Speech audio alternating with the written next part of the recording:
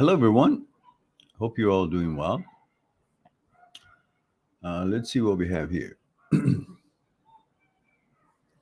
We have Rolling On. Oh, you haven't been here for a long time, have you? This is hello, Marin. Hello, Rolling On. Stephen is here, male 42 LA. Thank you for that. And he says, thank you for the Skype. You're quite welcome, Stephen. We had a good session. Rolling On says, oh, yeah, okay, you're talking to the others. And Sizra Altamash. Sizra Altamash. Okay. She says, "Hey, Miran, my ex came back after 1.5 years. He has changed. What should I do?" Well, I don't know what he was, and he's changed to what? From good to an asshole, from an asshole to a good, or from good to better, or from bad to good. Um, that was actually interesting to pull that out off the top of my head. From bad to good. I didn't mess it up, did I? So, it says, should I forget him? He left me for some girl 1 year back. Hmm. Interesting. She was from a different religion and state. We were together for 6 years. Well, Sizra, you're leaving me in the dark a little bit. I got to know your age, and I got to know your nationality, like, cultural background, where you're coming from, where you're watching this. So it helps me a little bit to understand that culture a little bit, at least to some extent. Can you guys hear me okay? I sometimes got to need these to have these in front of my face, I guess. So the quality would be good. There we go. So, so if you can throw that in, I'll get back to your question. It says, we both were of the same age and we started, oh, here it is. You've got that information here. And we started dating when we were 15, and now I'm 22. Uh huh. Okay. Last year, things were toxic. Then he cheated and left me. Am I the only one who can't see me around? Oh, yeah, I guess you are. Is everybody able to see me? You know? Can you guys see me? Just put a one if you see me, put a two if you don't.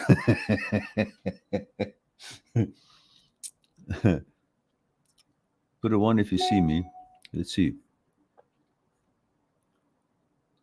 Now, don't rush to answer. Take your time. We have all day. Ah, okay. Caesar says, now I can see. Okay, fine. All right, Caesar. So you were together since 15 years old, and you're now 22. And last year, he left you for some girl, cheated on you. All right.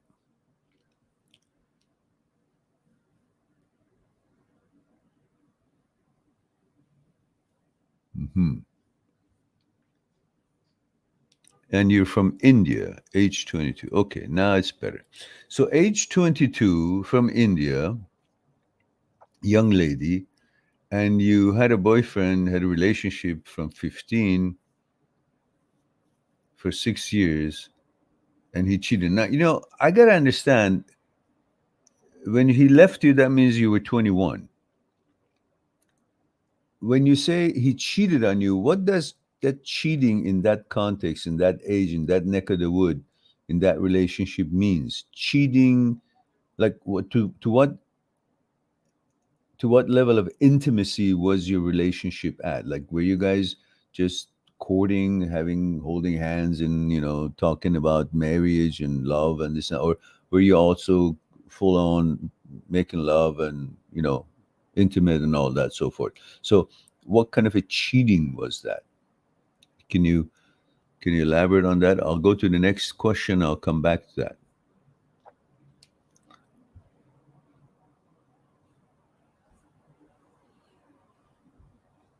Moto Meria says, since you fall into the belief of being, who are you talking to? I think you're talking with someone.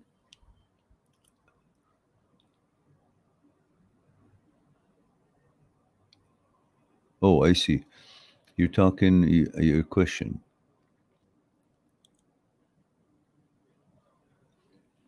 He says, since you, meaning you, since one falls into the belief of being in denial, what is the method of getting out of this loop before it fully consumes, fully consumes you, since everything becomes a bigger and can't use ERP, etc. Well, you're making statements that is not necessarily there. Hang on, I'll tell you.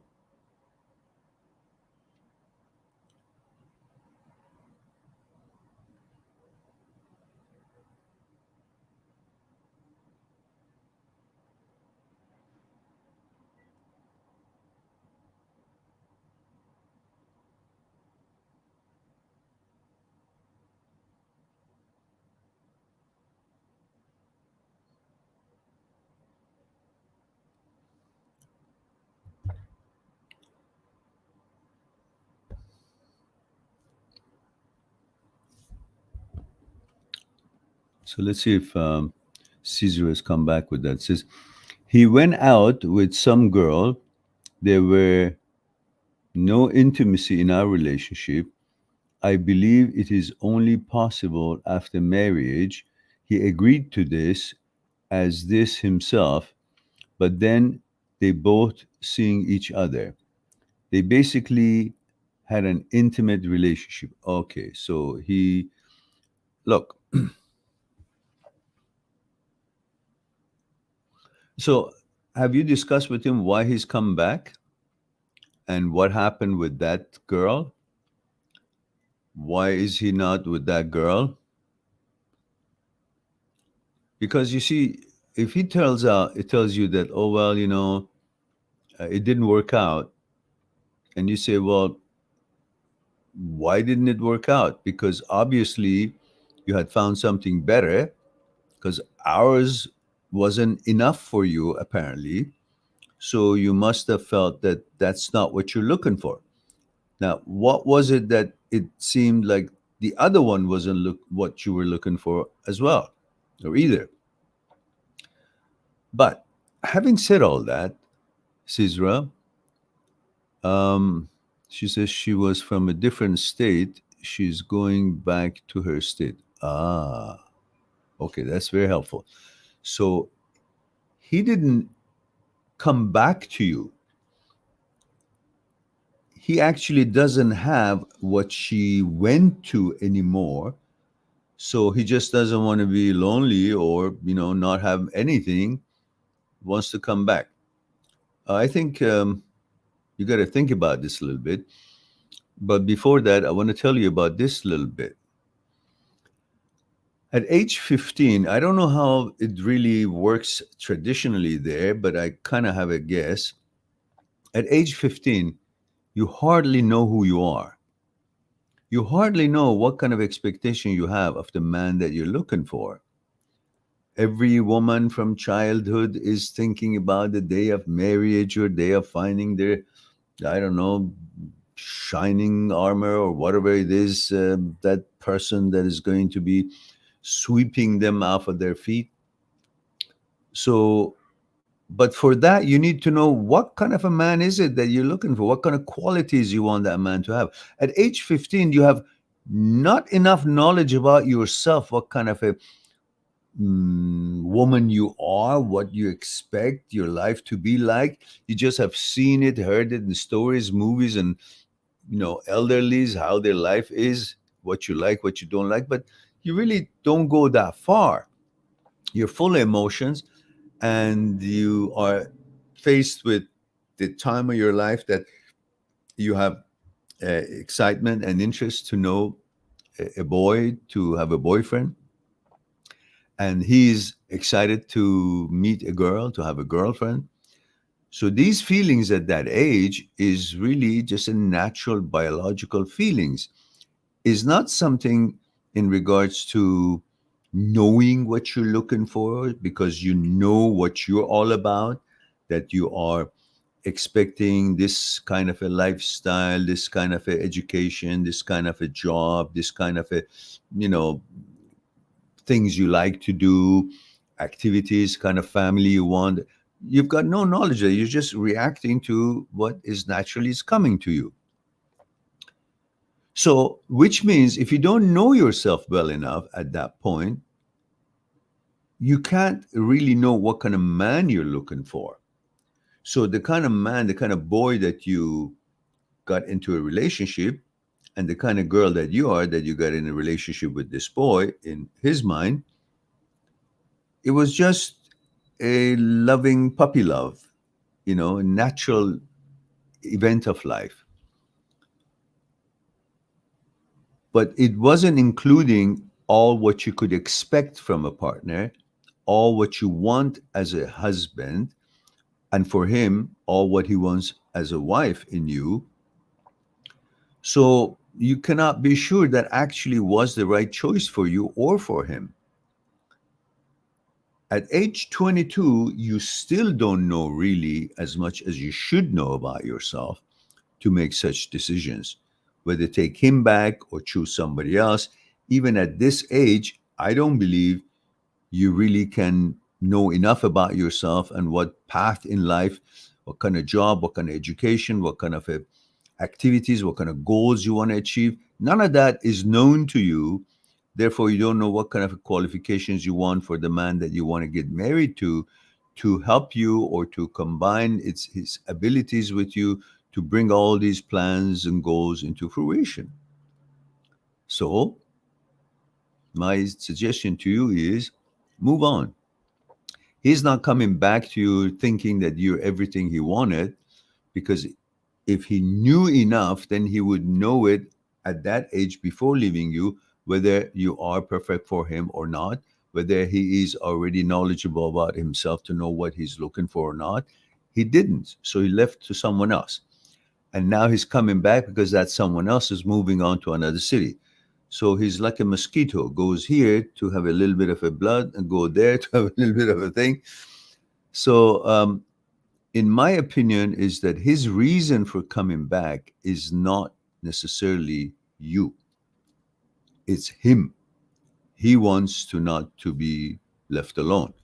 And naturally, compared to the fact that that girl left, you are someone important to him because you accompanied him for 5, 6 years.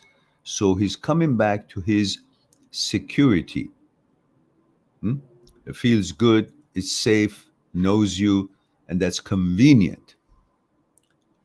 Hmm. Unless you guys, or tradition says you guys got to get married right away or soon, I think you can just let it rest. Don't make any decisions. Go about your life. I don't know if you finished your university or not, if you finish your education, if you have a job. Pursue your career and see how really he has changed. How can you tell he's changed? He just came back and you've seen him maybe a couple of times, and suddenly you can see all the changes in 1 year. Hmm. Give it time to see how it behaves with you and what your expectations of your desired man is at this age, 22, even though still you don't know enough of yourself to know exactly what you're looking for. So, in my opinion, is make no decision. Just move along. Somebody better comes along, somebody interesting. You want to get to know them, see how that goes. This one staying behind and in the background, fine. If that didn't work out and he didn't find anybody either, you guys at that point maybe decide to reconsider each other. At this point, you're hurt and you just want to reclaim what was yours once. So you don't have a real good, legitimate reason to take him back other than your own ego that you want to satisfy that it was mine. So it's an opportunity to have what was mine and to prove to him that I'm going to mistreat him a little bit, give him shit so he can understand what he lost. Don't go through that. You can teach him by just not taking him back right now. Let him dangle a little bit and let him go through life. Maybe he finds somebody more suitable to him. Maybe you find somebody more suitable to you. But in the meantime, you guys grow a little bit. You guys get a little bit calmer about the whole situation. He will think it through and say, what a stupid thing it was. Or he needed to do that. Because a boy or a girl at that young age haven't had any experience with anybody else. They need to know what else is out there. Otherwise, they're always going to question themselves. Oh, I married her. And you say, oh, you married him. And then, but I don't know what else was there. Maybe there was something better.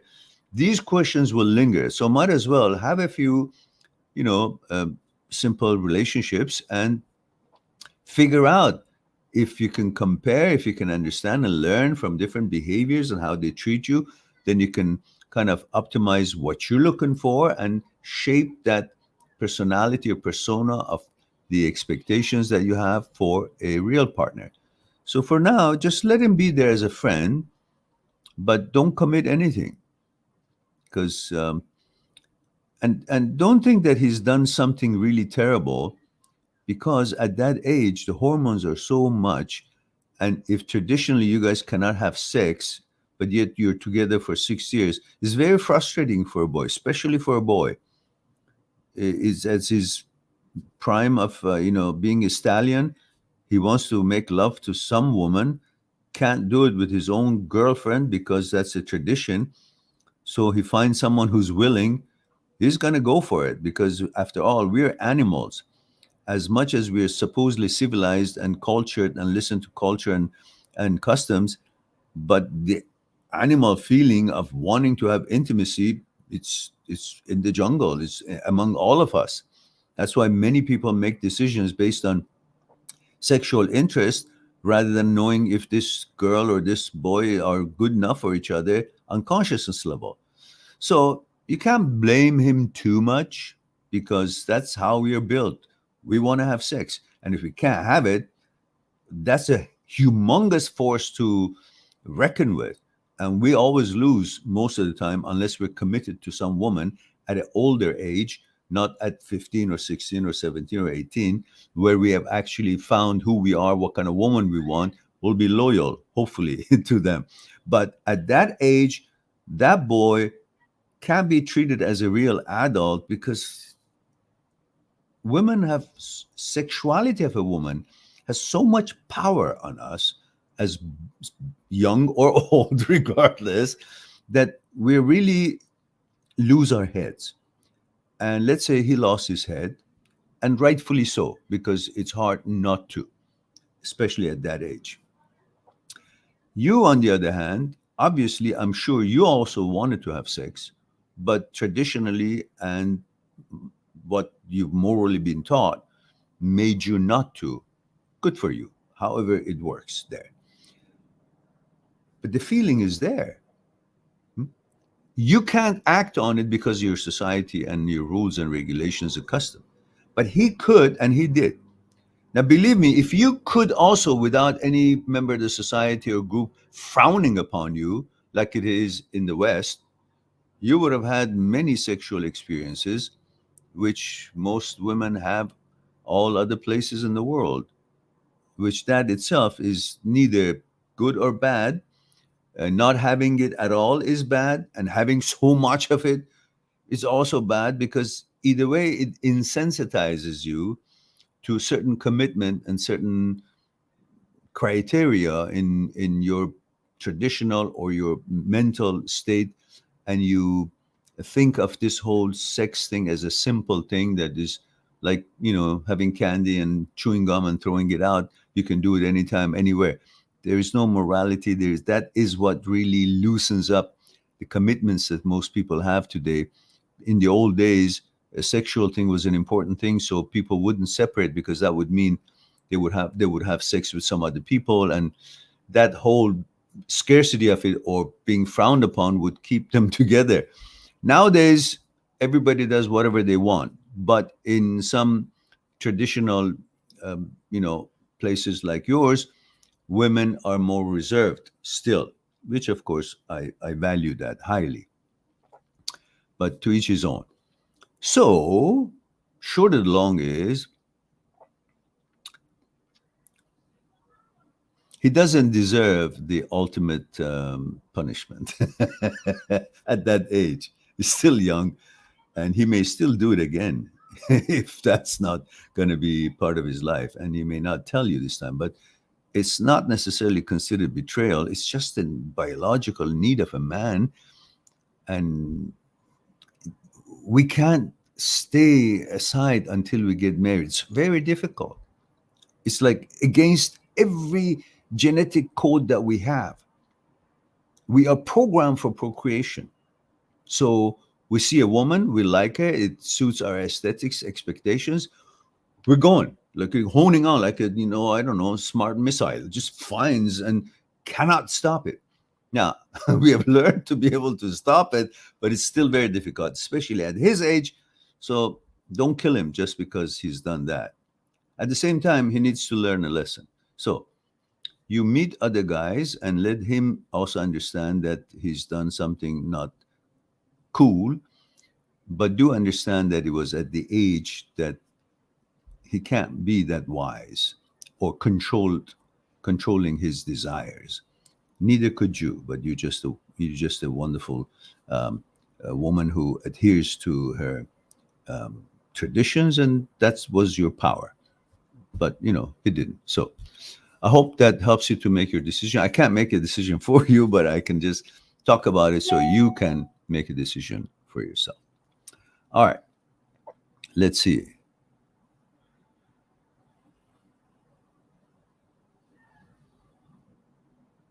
You guys know that I have a site, mindthatseekstruth.com, and you can always go on it, make an appointment for us to discuss what's concerning you one on one on Skype. I'll give you 1 minute break. I just warm up my tea. I'll be right back, guys. All right?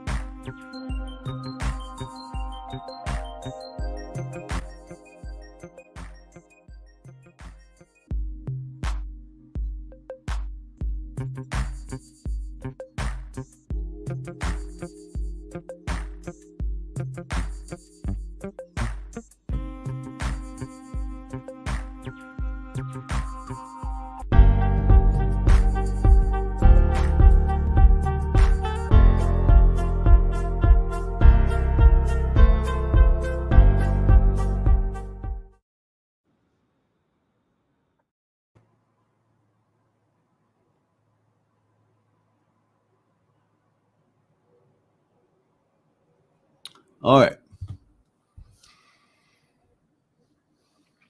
We're back. And so where were we? We were talking, we finished with, so Ezra says,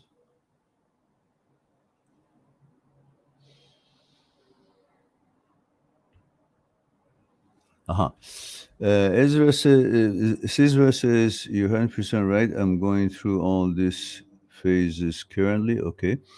And Caesar says, so what is the difference when a boy loves you truly and when a boy is only wanting a physical relationship with someone? Well, in our mind, it's interchangeable. We can't really tell the difference between lust and love.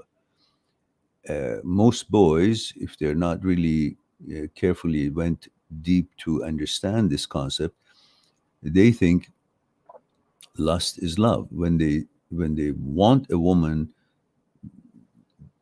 they don't know that they want her for this or that. They just think the whole combination of it, wanting a woman, includes wanting to have sex with her, and that is the same as loving her, which is, of course, a misconception because that's a biological thing. But love happens in consciousness, and that takes time for them to understand their thought patterns, their values, the content of their consciousness of each person is different. Even if you're in the same family, it will be different, let alone if you're coming from different blocks in town or different towns in different cities or different countries.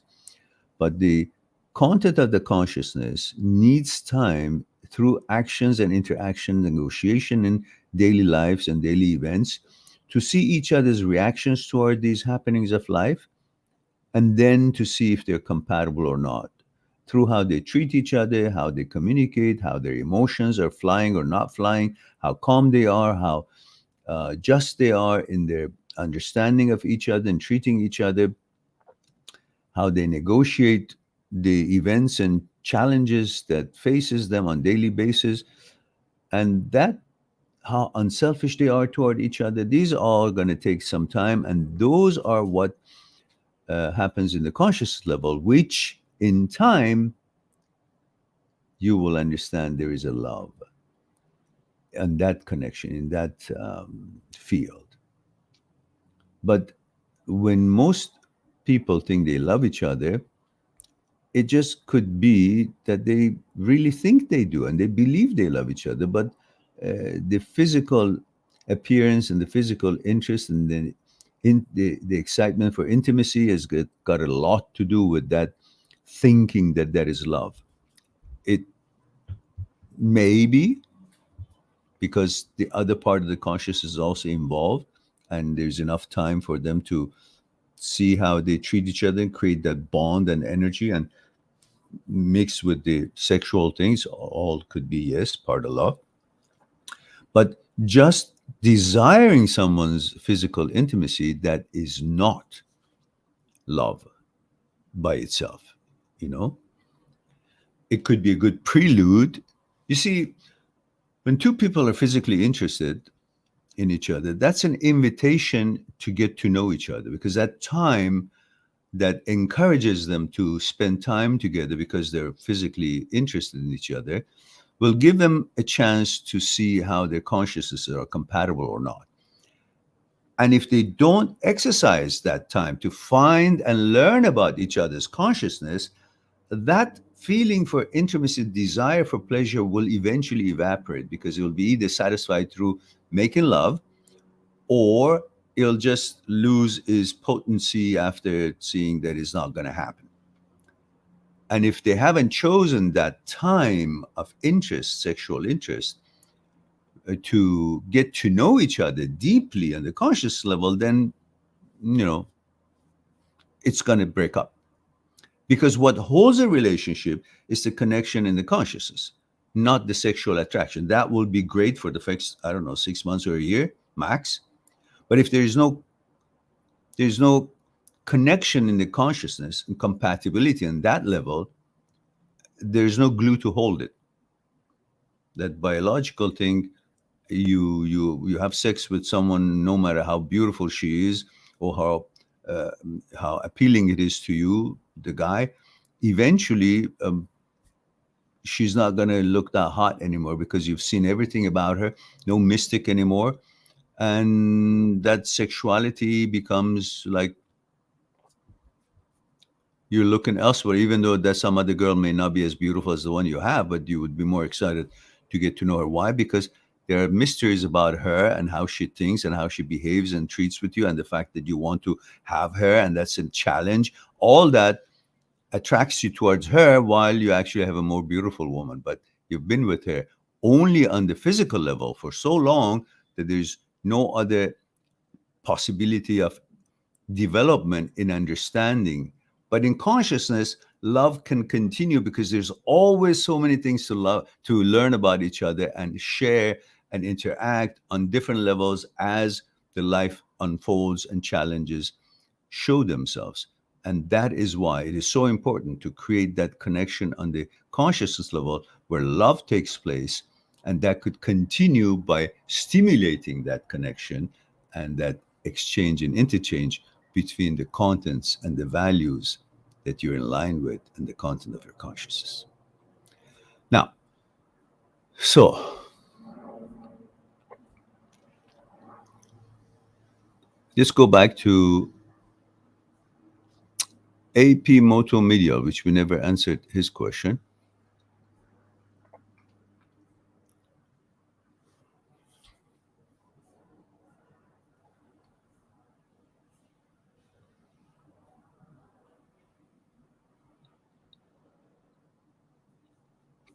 All right. He says, Since one falls into a belief of being in denial, what is the method of getting out of this loop before it fully consumes you, since everything becomes a trigger and can't use ERP? No, what, making a statement that there really is not the way. First of all, you need to understand a lot more about yourself than just ERP. You need to focus on understanding the work of many scientists and psychologists, psychotherapists, and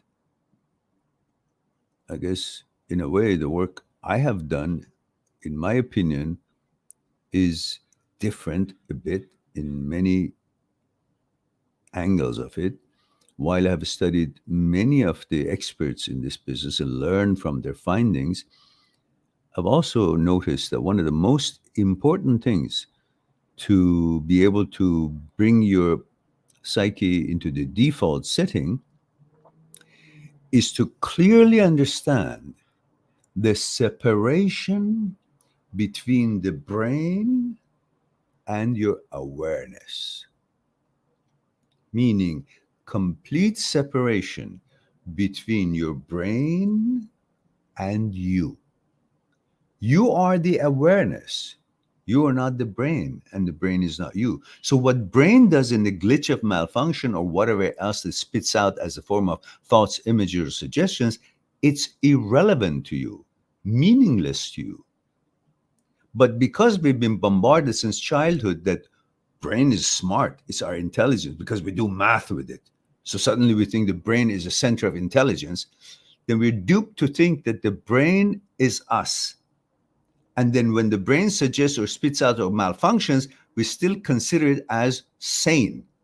But brain is an apparatus, is an organ. Like any other organ can malfunction. Our kidney malfunctions, we go try to heal it. Our liver has a problem, we find what enzyme is missing and what we can do to it. Our knee hits the wall even, we say, okay, how can I massage it and warm it or strengthen the muscle and so on and heal it?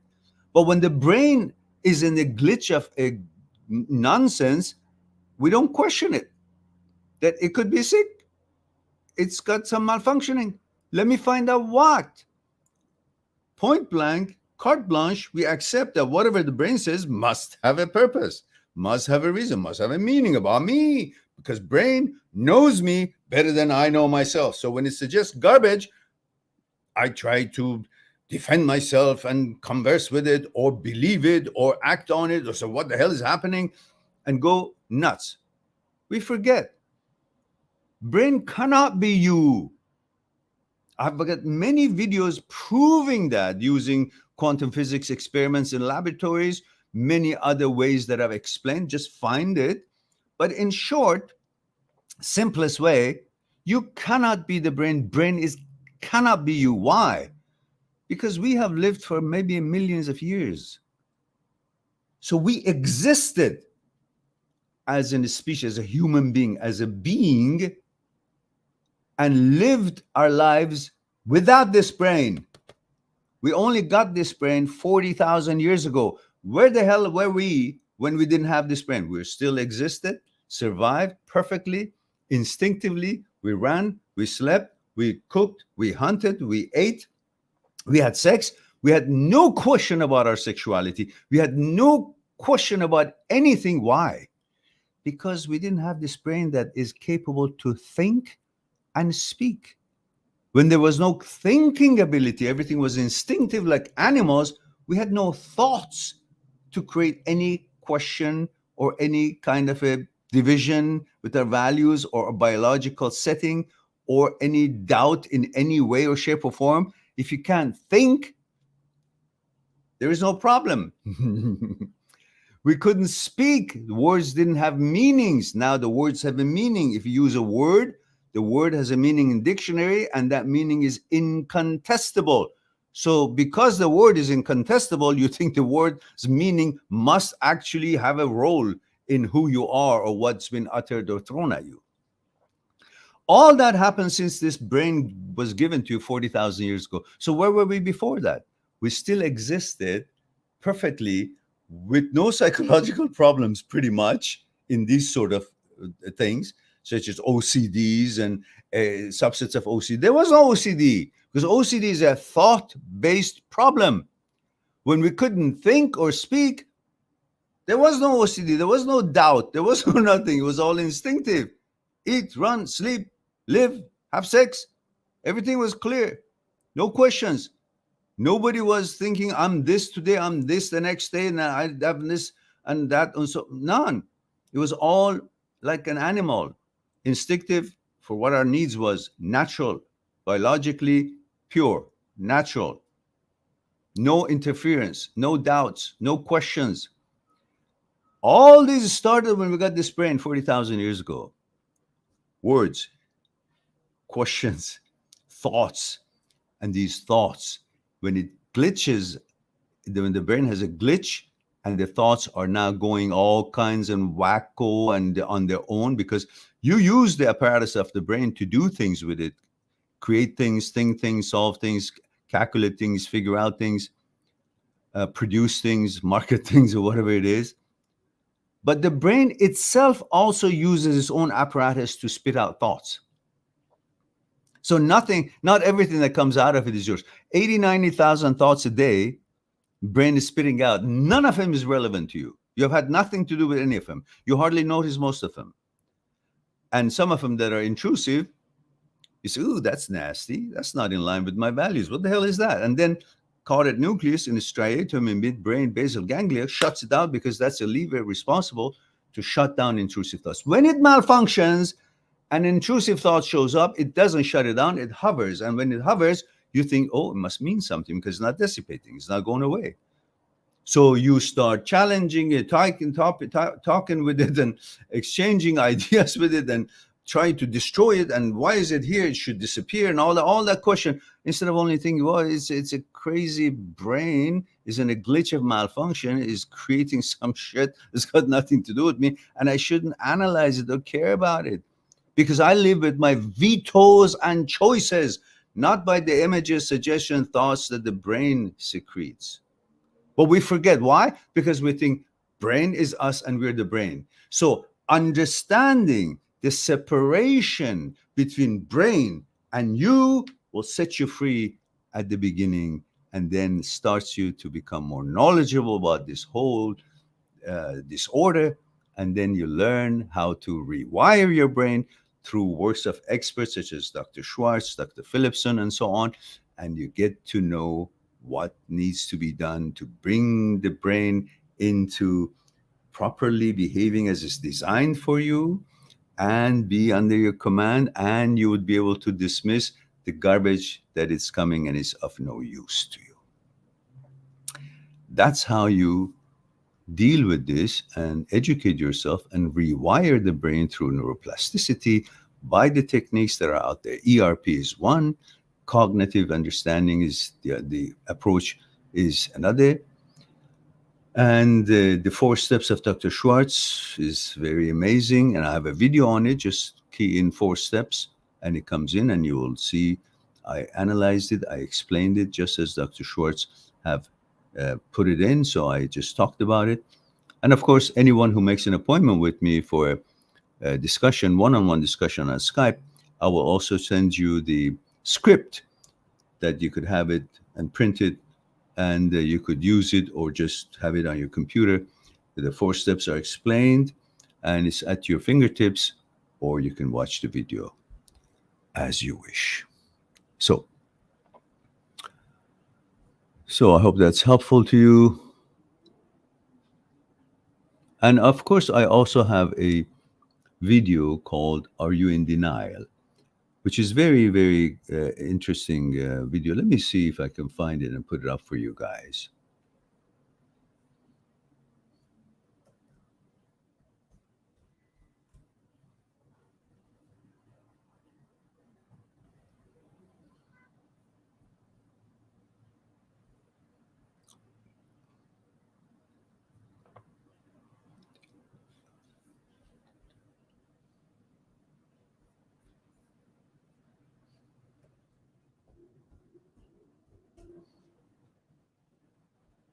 All right. This video might be of your interest. I Don't know if you've watched it or not. It's called Are You in Denial? And that clearly helps you to understand certain things.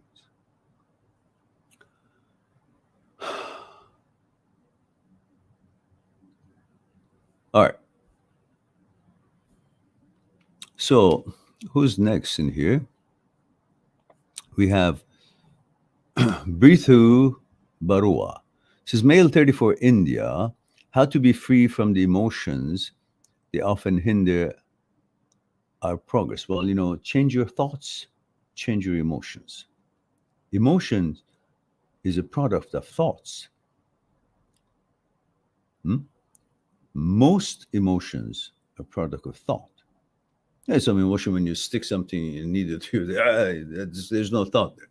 But but emotions of most kind, there's a thought behind it.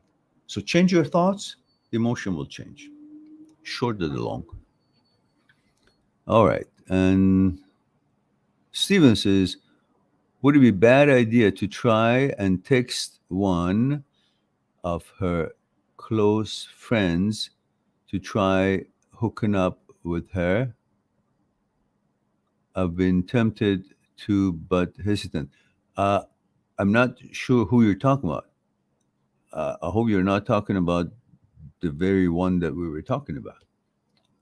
So you supposedly are telling me that there's a girl that you like, and you're asking, would it be a bad idea or a good idea to try and text one of her close friends? I understand.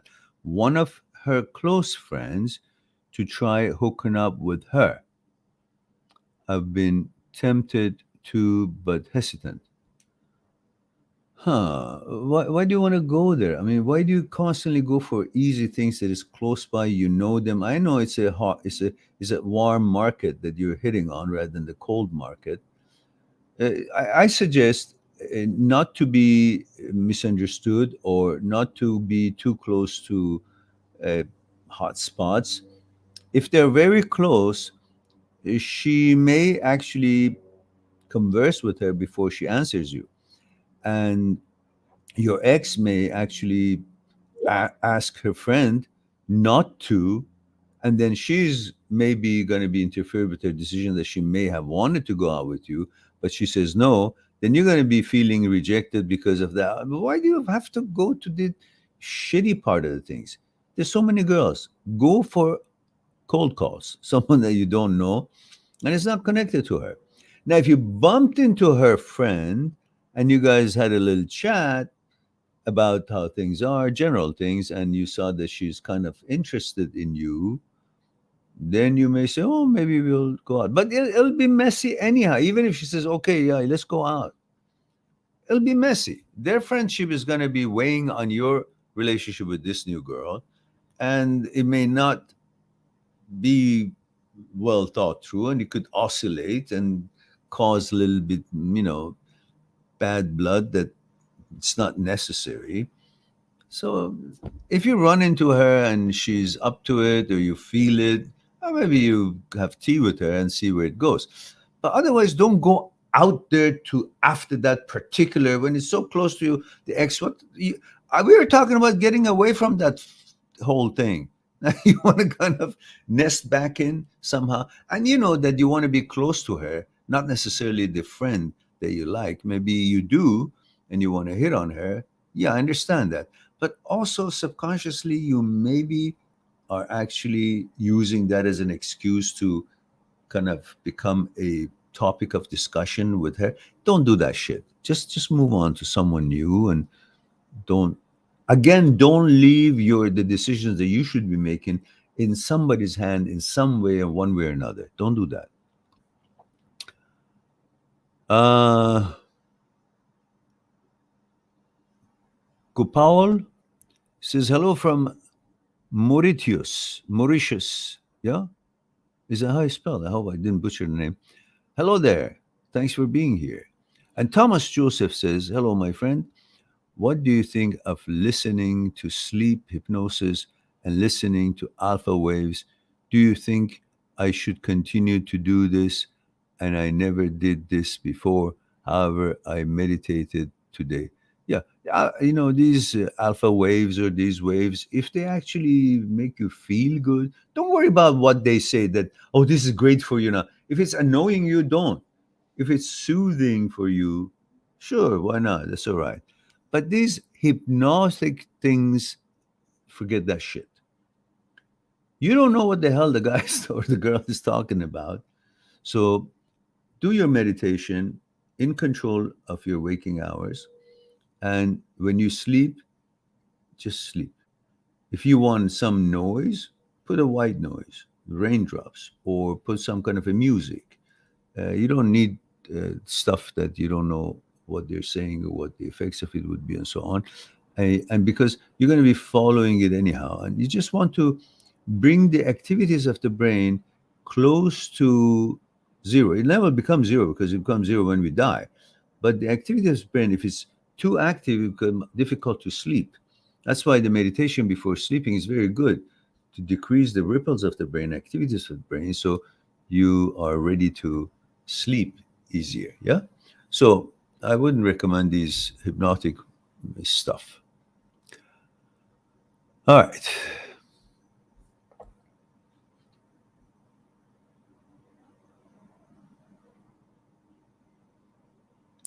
Says hello. I'm FU FU from South Africa. 19. I've been having severe HOCD. HOCD is HOCD. Severe or not, it's all the same. It's just glitch of the brain.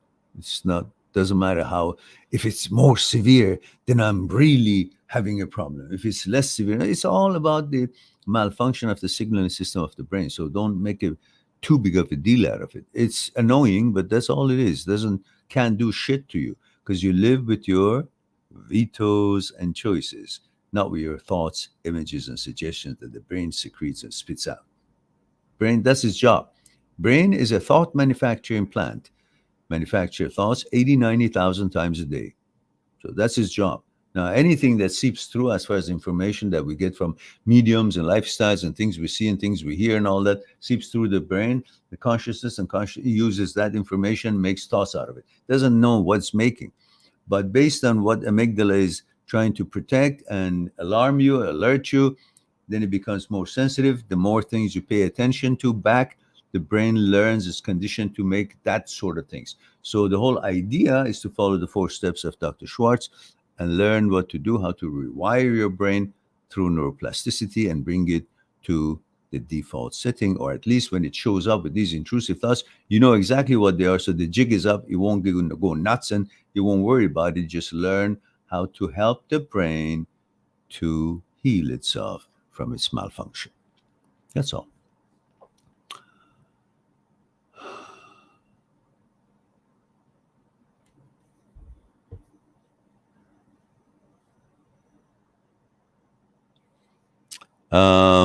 Media says, Marin, I think the problem is that we have limited letters to type something out, so our questions are a bit less detailed and require us to write multiple comments. Yes, you're right. And I have asked my programmer to create this function on my site where we can have Zoom meetings for a number of people, not one-on-one. One-on-one would be one service that we'll have, but we'll also have group discussion, like about 15 maximum, 15 or 20 maximum, something between that, between 10 and 20. So then the fee would be much less than the private discussions, but then everybody can hear the question of everybody and so on. It's all interactive. Like I can see you, you can see me, everybody can see each other. Like at least I can see every one of you, and every one of you can see me. And you will be talking your questions rather than writing it. So I've been waiting for that feature to come out. He's been busy, and it's been now coming to be about 8 months. I think he's busy, but I'm sure I should follow up and get that done because that would be helpful for the quality of our live streams, and at the same time, it wouldn't be so much writing, and it'd be easier for everybody, and we also get to see each other's faces. So, but the thing is all about economics. We don't have enough funds. naturally. We are not known on the internet pretty much. YouTube, I mean, we're lost in the billions, I mean, millions and millions of channels. When they find me, when you guys find me, you swear by it, most of you, and you stay and you enjoy and you see it second to none, the content. But we are hardly found. And because we are hardly found, our numbers of viewers and subscribers are not as it should be. If we had 2 million subscribers, which we think we should, and many of you attest to it that it should, because of the quality of the programs and the videos, then we would have enough funds to expand and bring all these services that we can have on Zoom and my site and so on and so forth. But somehow we don't have that kind of a economical fortune coming from YouTube because we only have 26,000 subscribers, even though, as you all know, the quality of our work here is incomparable, or others are not comparable to ours. So hopefully I'll be able to manage it somehow. I don't know when, but that's in the works. It's been in the works for so long.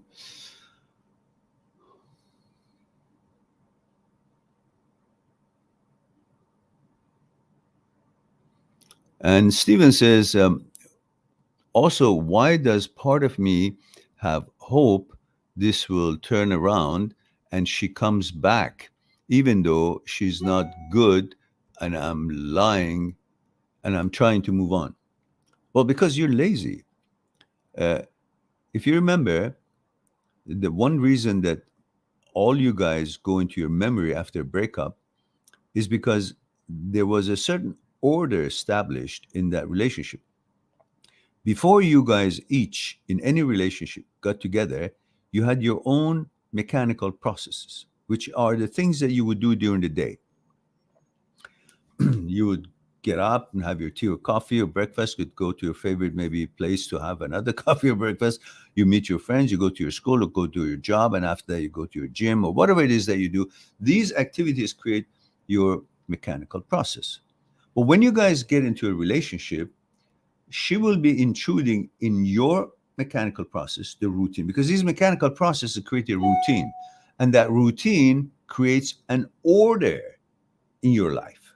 And when you guys get together, her order in her life, because of her routine, because of her mechanical processes individually, breaks into and intrudes, disturbs your order as it was before you met her. And your order, your habits, and your mechanical processes will intrude and disturb her order and routine. And after a while, you guys compromise and you become to have one order, which includes two people participating in it and creating this order.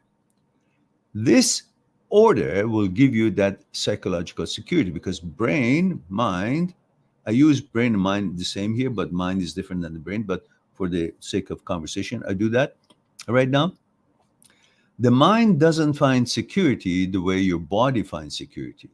Your body finds security in secured physical environment. Like I'm sitting here, you're sitting in your place, the apartment door is closed, you're in good part of town. Physical, safe physical environment brings safety and protective environment and security for your physical entity part. But we know we are not just a physical entity, mind and body. So physically, we get secured by the secured and safe physical area environment. But mind finds its security not in physical environment because it can go all over the place. It's all over in the order of life, in the routine of life.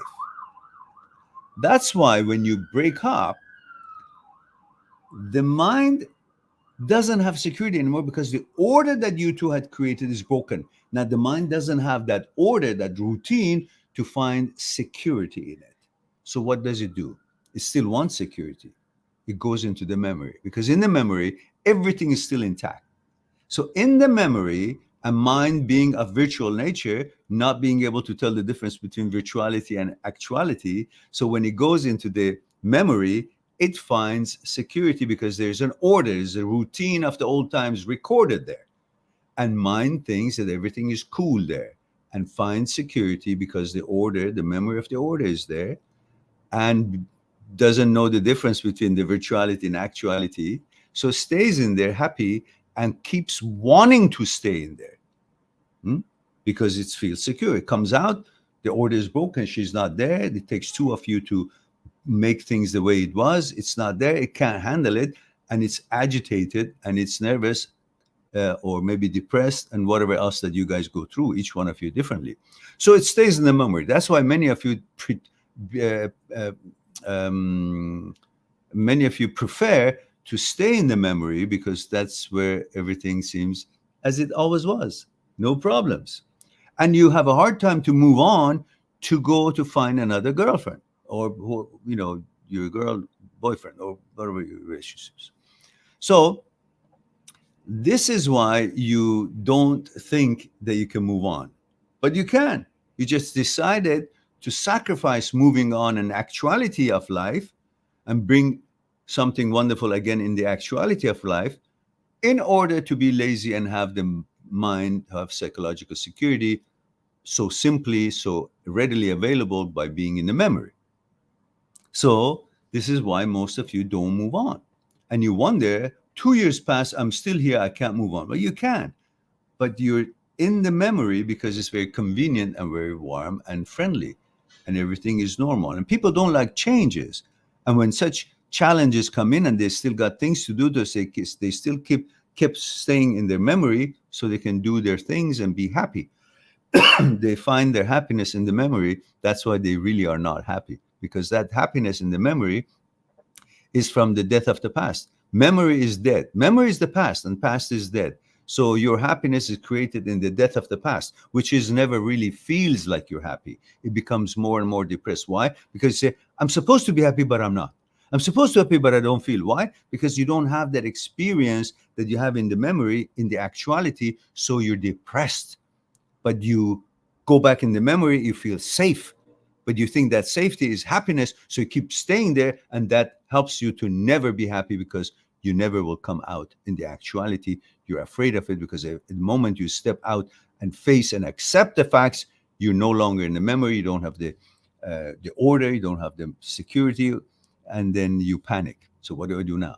So the best thing is to leave the memory and come out and face and accept, and then move on, because that's the only way you can bring life to your life, by being in the actuality of life rather than in the death of the past, which is the memory and thinking that you're feeling good. That's an illusion. All right.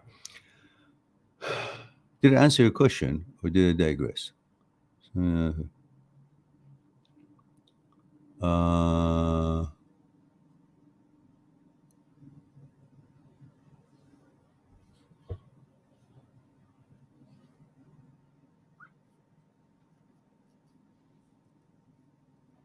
why do you have hope? Because you have created that. You want to stay in that memory, so you don't have to go after anybody else and take the challenge of it. So you will attach a hope to it for you to have an excuse to stay in there. Because if you be realistic and say, well, even if she wants to come back, I don't want her, then you wouldn't attach that hope to it, because you've decided you don't want it. But you haven't decided you don't want it. You prefer to be in the memory, and for that memory, you got to have a hope. Otherwise, why would you still be there? Because you know it's never come to fruition. So you create this hope, and that hope misleads you, will never let you come out. So, having said that, we move on to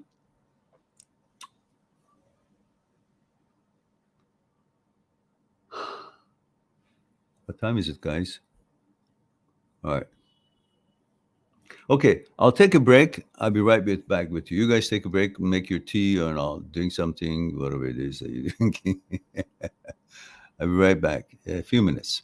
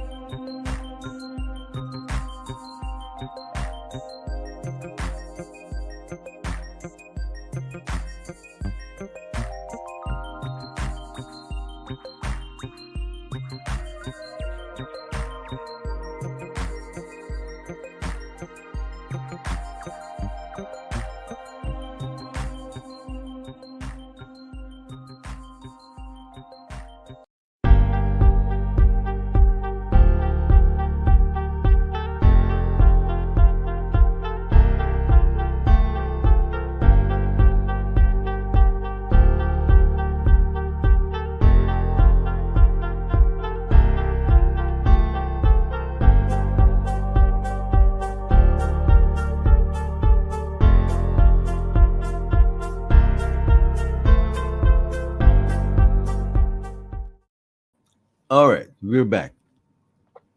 So the question is, if you guys are so appreciative of this program, which every day I receive number of emails on the comment sections and also on direct emails through the site, appreciating the quality of this program. And everybody through the week asks me, when are you going to have a next live? But when we do have live, what is 6 people here? I mean, what the hell? So I'm puzzled. Don't know what's going on here. However, we do what we got to do. So where were we? Um,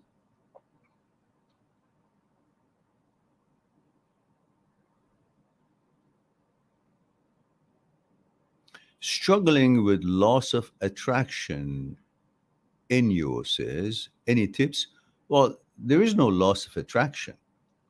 There is a cluttered distraction that causes you to think there's a loss of attraction. Look, when you're looking throughout the window, you see the trees and the buildings and the ocean and the sky and so on, however, whatever is outside of your window. And if you don't see that one day, it's not necessarily because the trees and the ocean and everything else went away.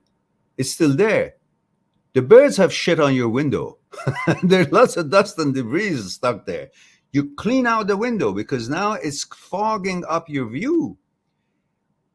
Or there are trucks and construction people in front doing things, they're obstructing your view. There are things that are happening that are taking your attention from what is out there to be, which is visible, but you can't see, and not necessarily because that what is visible beyond your window is actually disappeared. So your attraction hasn't disappeared.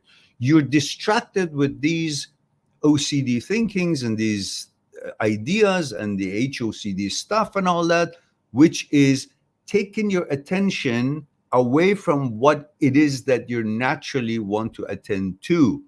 So understand that it's not a loss of attraction, is being distracted from the attraction. Distraction from the attraction is not the same as loss of attraction because you don't lose attraction. What the hell are you talking about? It's like what? I lost attraction? What? It's like saying I lost the feeling of, that's okay. That's possible, but not in this case. All right, that was a good example. Next, we say, okay, media. I've discussed this before in the long-winded discussion that I just had about a few minutes ago, so you can refer to that in general about OCD and OCD subsets such as HOCD.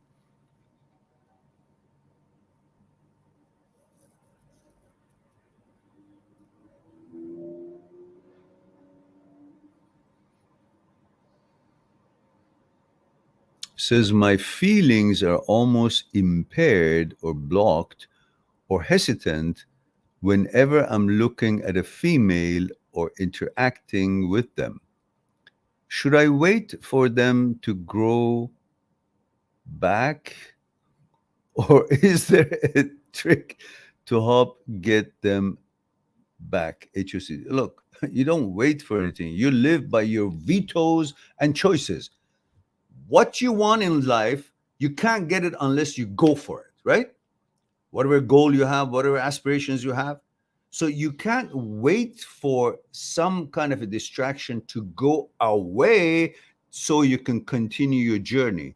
If that's the case, your natural sequence of events and natural speed of the movement of your journey would be in the hands and in control of other elements in life. You don't want to. There's enough shit going on in the world, and they're enough control by the fucking governments and every other goddamn thing with their own plans, that we don't want another thing to control us. So you don't bloody wait for anything to go away before you go and pursue what it is natural for you. As long as the fact that your awareness naturally is aware that what is interfering with your interest is not you, then you don't wait for anything to go away. Otherwise, you're giving more control to what is out there rather than what you controlling and commanding where you want to be, what you want to do, and what you want to enjoy, and how to protect your lifestyle. So, having said that, means you see a girl, you go with your awareness, which is telling you, a girl. So what do? Pleasantly, respectfully, if it's called for, if it's appropriate, you approach, introduce yourself, say something. Hi, how are you? How's your day? Not really that I care, but I just wanted to ask. No, you don't say that. You just simply go for being pleasant and enjoying your path in life and what is your choice, and you pursue it. Nobody's going to offer you something that you desire until this goes away, and then until that goes away, until then it's time for no. If it's appropriate, you create the opportunity and you go. You don't wait for anything to go away. Do you think many women who are actually making love to their spouses or to their boyfriend or however, if they have children especially, are actually thinking about making love right there? They're thinking about the laundry, or the kids got to go to school, but they're doing what they're supposed to do. So the distraction of all kinds could be in the mind of anybody or anybody when they're doing something that they actually want to enjoy, or they're engaged in doing it. But they still focus on doing and accomplishing what it is that's set out to do. There are often that you're reading a book and your mind goes somewhere else, but you still bring your mind back and read the book because this is the priority. This is what you're sitting here to do. We daydream and so on. That's a distraction. You're fixing your car while you're thinking about the taxes you got to pay. You're thinking about the girlfriend who left you, or the girlfriend is creating some kind of a problems or dramas in your life and so on. But you're still bringing your brain back to what it is that you're supposed to fix, right? So this idea of being distracted is nothing abnormal. It's part of the human psyche's deficiency. But what we compensate for it is that we keep bringing it back to where it's supposed to be until the brain learns that going this way is not what you want it to do. You want to come it this way. So you bring the focus back every time. In Aikido, we learned when we were being taught about extending ki, extending power. Let me give you a short demonstration that might be of interest to you. So hang up.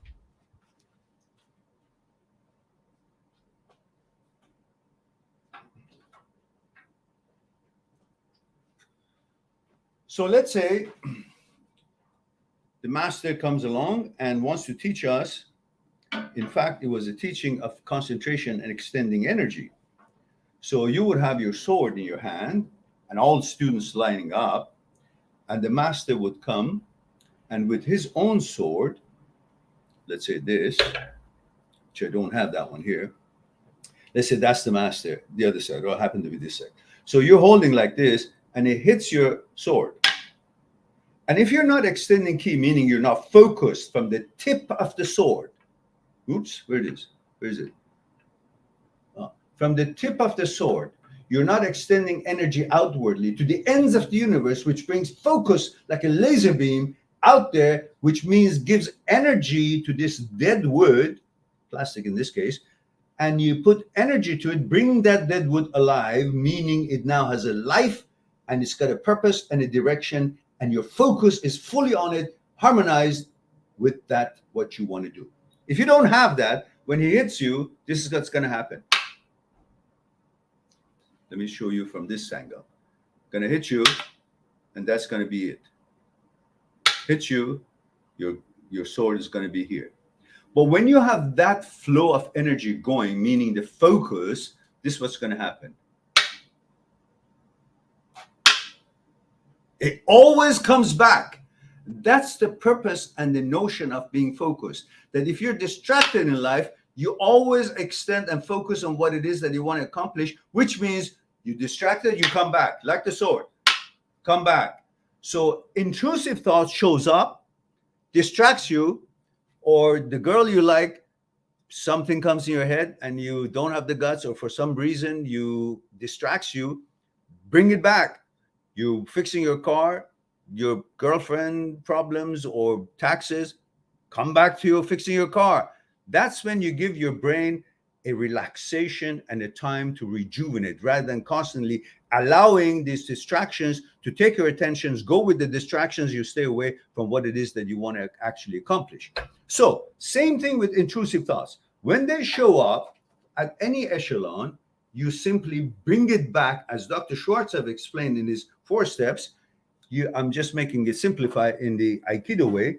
You bring back your attention to what it is that you want to pay attention to. So distracted, come back to not being distracted. And every time that the brain plays this game, you come back. Eventually the brain says, I better don't hit hard. And I say, oh, it doesn't do anything. It keeps coming, oh, fuck it, I'm not going to do it anymore.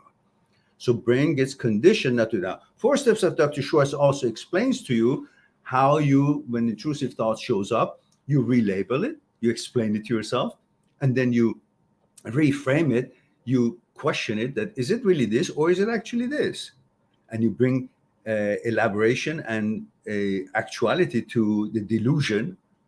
So you question it. So I feel anxious now. So you just explain it. If you feel anxious, you relabel it. I'm feeling anxious now. So you explained it. You now know what it is rather than a mystic. Then you reframe it. Is there anything wrong? I'm feeling something wrong.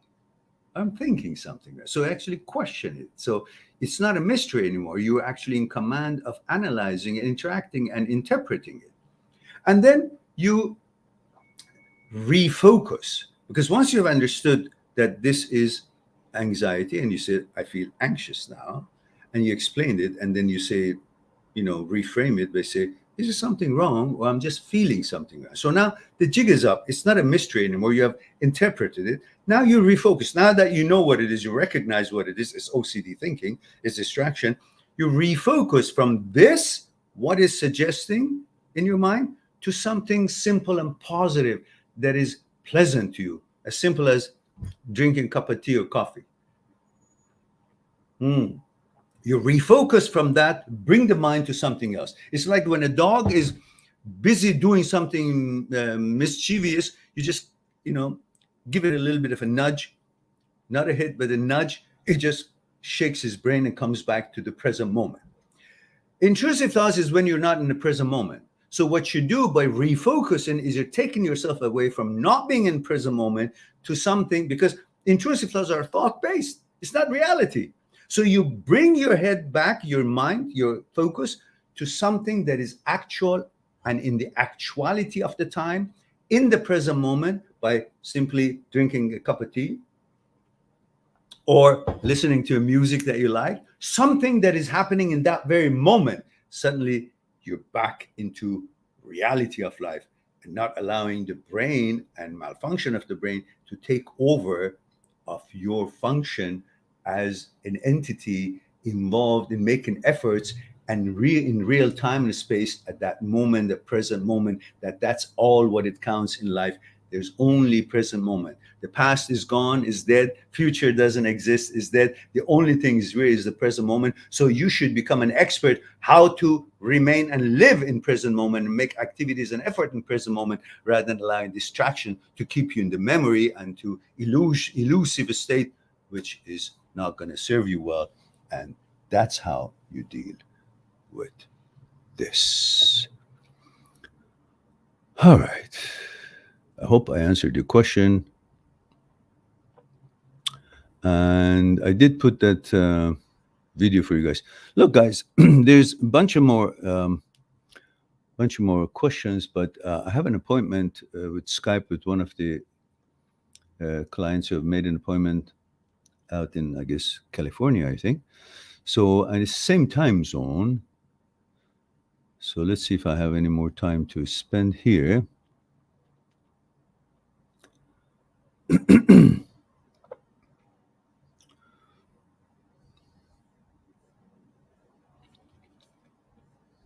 Okay. What the hell is this comment? Mosquito says, "You're very old now. It's only a matter of time." Matter of time for what? It's not the age that counts, really, and honestly. It's how you spend that time that you have on this earth, how effective, how positive, how productive you are. So I don't know what you're getting at, if it means something or you're just being a troll. And if you're a troll, yeah, it's only a matter of time that I kick you out and throw you out. So watch what you're saying, boy.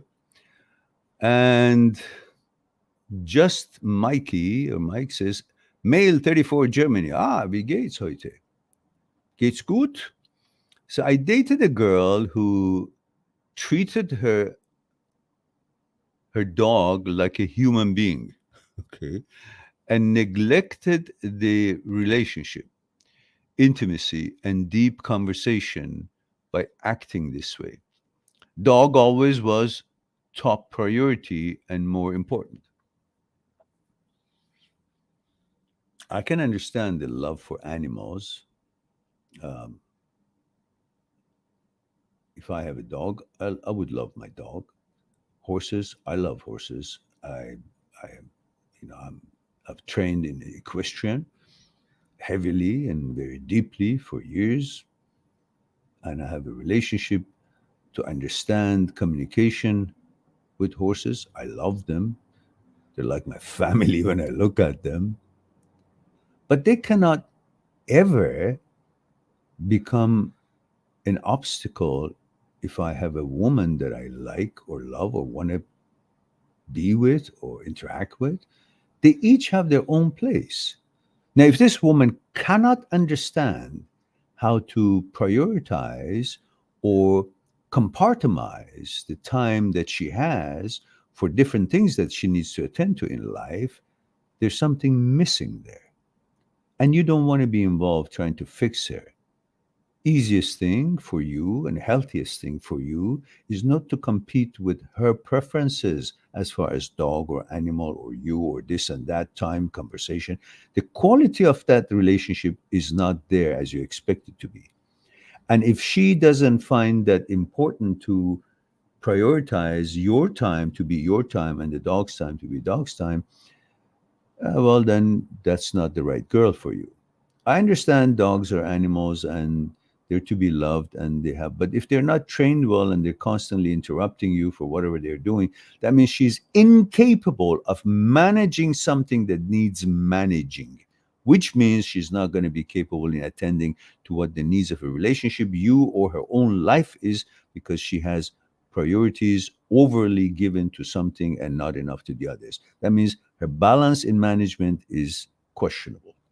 So, on that reason, you don't allow your desires and need to control your life and decisions that are healthy or not healthy for you. So you have to understand that is on her, not on you.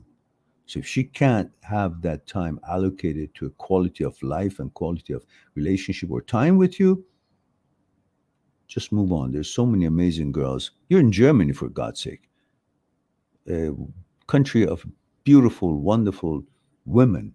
There's no shortage of good women in Germany, at least. I mean, the rest of the places that I know, many countries, most women have really changed to something that is not really representing of the real strong and valuable and valued and with great morals and responsibility woman.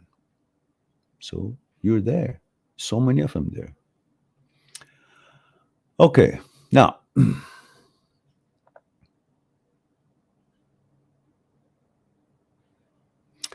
and Packer 16 says, I don't know if you know much about Christianity, but do you think masturbating is a huge sin or no? Why would it be a sin? If it was a sin, why God gave it to you? To do what with it? To look at it? I've got one of these. What is it good for? To piss with it. Yeah, that's one thing, but it's a multitasking purpose. There's no sin in masturbating. And if you don't, what are you going to do? Because the Almighty, with all wisdom, his wisdom or her wisdom, got to be politically correct, gave you an apparatus at the same time telling you, oh, don't use it, don't masturbate, but at the same time gives you an appetite for sex, hormones and testosterone that drives you not ready to climb the wall, especially at younger age, at any age perhaps, but So what's the wisdom there? Have it, be stimulated so to the point that you want to, you know, do what you're supposed to do, but no, you can't do it. What am I supposed to do? So there's no logic in here. Why would it be a sin? Who said it's again? Did God ever come down and say it's a sin to masturbate? No. The bishops and the garbage and the people who want your money and want to control your life, the church and the mosques and the synagogues and all that, they have wonderful rules and regulations for betterment of human being. But there always has been some assholes that get into and started putting rules and things that has nothing to do with what the originality and the God's words were, if that's what you believe. So you got to use your own brain. What would God have to do with your dick? You want to masturbate? Go masturbate. Go crazy. Go all out. You'll just know that if you do masturbate more than so many times per hour, you're just gonna feel a little bit sore there. But there is no sin. It's actually very healthy. Moderation. Everything in moderation. And this is, and do you think I will go to hell having sex before marriage, whether I ask for forgiveness? No, you won't. You won't go to hell. Because if God's criteria for going to hell is if you had sex or not, well, that's pretty lame. You got to think of your God bigger than these things. God is not a human being if there is a God, which I believe you believe. And I believe there is something, there is a organism, there is a power, there is an energy, there is a creator. So we all each believe, have our own beliefs. But there is something beyond me. I didn't make myself. I can't make another one. Somebody made all these things and created me as well. So there is something, yeah? And now it's going to take you to hell for having done what he designed you or she designed you to do. Does it make sense? These are the bullshit that these bishops and goddamn leaders of different mosques and churches and synagogues and temples and Buddhist temple and whatever temple they come up with interfered and interjected into something that originally had nothing to do with it. Perhaps it was a law for some time when people were vicious and uncivilized and savages and they would get on and fucking every woman that find that whether it belonged to them or not, whether it was in relationship with them or somebody's wife, and no, there was no accountability. And these rules in the old their times came to bring civility to people, so the people who didn't have any rules and manners and morals to follow it, to bring society to a certain level of ability to advance and have peace and tranquility to learn and experience life as it should be. But it's not supposed to mean that you're going to go to hell. Maybe they introduced it in that time so people would behave as people were savages and there was no control. They would do whatever the hell they wanted to do. So go all out, go whatever you want to do, but use protections and make sure it's always at the legal age and with consent, and be a gentleman, be appropriate. And of course, the rest of it, I'm sure you're a gentleman. All right.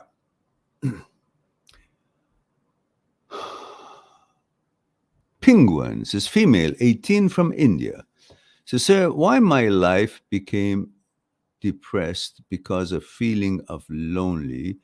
I don't know why whenever I try to make two, three friends, the other might leave me eventually, and I'm so lonely and lose hope. And I don't literally have anything to do other than just being in my room all day. The loneliness kills me. People say to make friends, but I'm afraid to.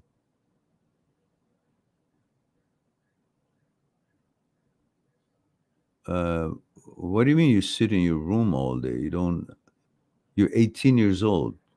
Don't you have a school? Don't you have college? Don't you have a job? If you don't have a job, if you don't go to college, go to college. If you don't have a job, get a job. And through these activities, you meet other people and you won't find lonely because you will have things to do, projects to complete, books to read, exams to prepare, projects to complete if you're working. And you'll also meet other people that you have to collaborate or interact with for the purpose of that discussion in the classroom or that project at your job. And loneliness will become a thing of the past. And remember, being alone is not the same as being lonely. Alone, if you look at it in dictionary, means all one. Alone, all one, meaning being one with everything. That is when you recognize your connection with the universe and the rest of the creation. The bird has an energy, is flying, and your energy and that bird's energy is made from the same material whatsoever. The trees, the ocean, the movement of the air and the wind. It's all part of your energy that is flowing throughout the universe from one end to the other and passes through you and passes through everything that exists. So you're connected to everything. How could you be alone? Understand that you're not alone, you're all with one. And you're not lonely if you're not aware, if you're aware of your surrounding and the life that is flowing all throughout this world and around you. Then you're part of that whole movement and advancement and development of life on every daily basis. You're part of that. So how could you be alone? But you don't see it. We have learned from childhood that this is me, that is that. But when a child is born, there's no concept in his or her brain that it's me and that. It was all the same. It's it. It was part of the whole, but we taught them to separate themselves from the nature. It was not nature and me. It was just we were all here. That's why, if you notice, when you pick up a child from the ground to lift them off, a 2 year old child, a 3 year old child, a 4 year old child, it's so heavy. Not because it's more than, I don't know, 20 kilos, 40 pounds, or 10 kilos, 20 pounds, or 5 kilos, 10 pounds. It doesn't feel like 10 pounds or 20 pounds or 40 pounds. It feels a ton. Why? Why? Why is it that when you pick up a jug of milk of uh, 8 pounds, is not much, or 16 pounds is not much? But when you want to pick up a child at 16 pounds, it weighs a ton. The mass didn't change, the weight didn't change. What is it? It's the fact that the child doesn't have a concept of me out, me and out. It's all one. It's all nature. Consider himself or herself one with everything. And you want to pick up one with everything? It's not possible. It's very difficult. The law of physics don't work when you have your mind and body coordinated and you become one with the power of the nature. Suddenly, what was liftable becomes unliftable. On that note, I want you guys watch this and I'll be right back. Subscribe on my channel, visit my channel, and go through the videos that you might be interested in. Mindthatseekstruth.com is making it one step away to talk to me one-on-one on Skype and discuss what concerning you. I'll talk to you soon. But we too, like the iceberg, have 1,000 times bigger powers that is not visible, and we must. Why? Is it something we're rambling on and I expect you to accept it? Or is there actually another power within us? Would you come and help me out? Okay. What I want you to do is put your hands underneath my arms and just lift me up. There we go. Okay, now, that's my physical part, right? Same thing. Again, with that. Just want to see if there's any difference. Go ahead. Now, go ahead. Now, this, go ahead, when you're ready. Go ahead. So you see, this is different than what he was doing, and I'm not really doing anything. You're convinced? Yeah. So are you guys convinced that there is something other than, thank you. Thank you very much.